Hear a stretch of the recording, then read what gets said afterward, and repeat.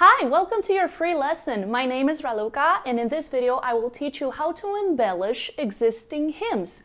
Let's say that you're playing in church and your hymn has 3 or 4 verses, but you don't want to play the same things 3-4 times in a row. You may start with what's already written on verse 1, but then you want to change things up. If you don't know how, keep watching. The easiest trick in the book is to simply move your hands an octave higher for a gentler sound, and you will play the same notes again, in the same order, and everyone in the church will feel like, oh my gosh, that is so angelic. Let's say you just finished the first verse to This Is My Father's World.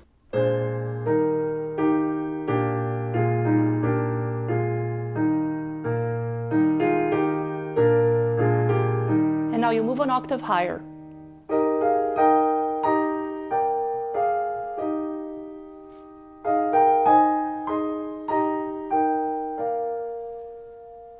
Doesn't that sound so beautiful compared to the middle register? It feels like it's almost an entirely different piece.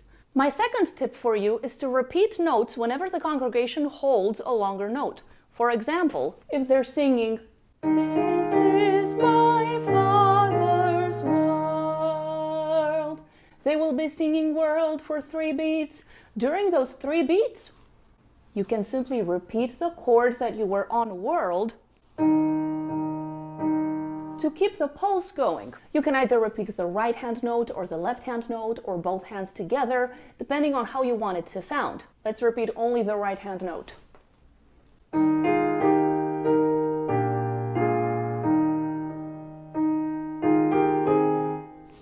Now let's only repeat the left hand notes.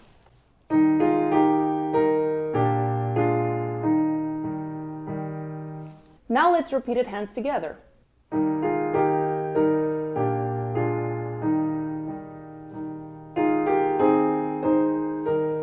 My third tip for you is to arpeggiate the chord that the congregation is holding. A chord is when you play 3 or more notes simultaneously. And arpeggiating a chord means to roll it 1 note at a time instead of hitting them all simultaneously. If the congregation just arrived on world,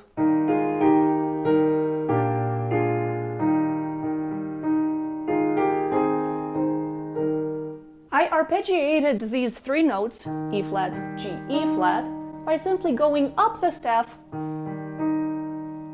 You can use any rhythm you want. It doesn't have to be da da da. It can be Father's world.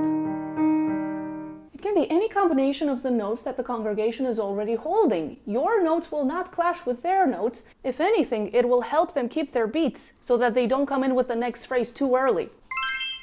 Tip number 4, your right hand will play soprano, alto, and tenor in order to allow the left hand to play the bass line in octaves. This is my Father's world. And meanwhile, with the right hand, I have to cover soprano, alto, and tenor. This takes a little bit of getting used to reading treble clef and bass clef in one hand simultaneously.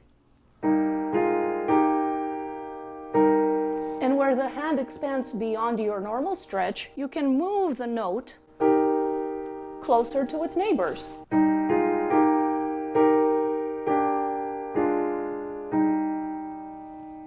Listen to how that sounds along with octaves in the bass.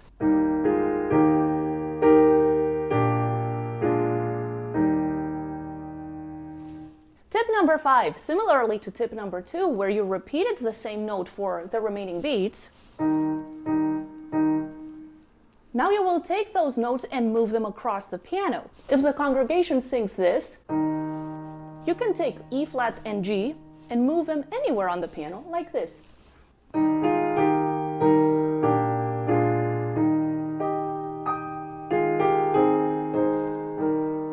Tip number 6. This is where you're going to pull out all the stops, because you will embellish both the right hand and the left hand. First, your right hand will double the soprano note in octaves, like you did the left hand in the previous tip.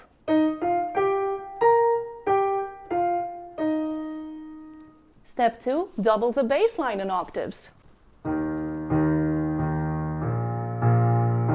Try them hands together.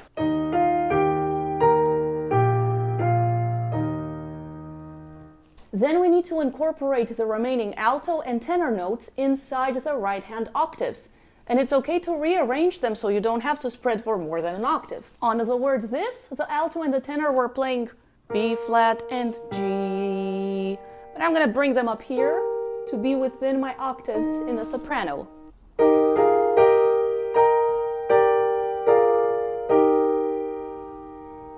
Then in the left hand, you will add those big octaves.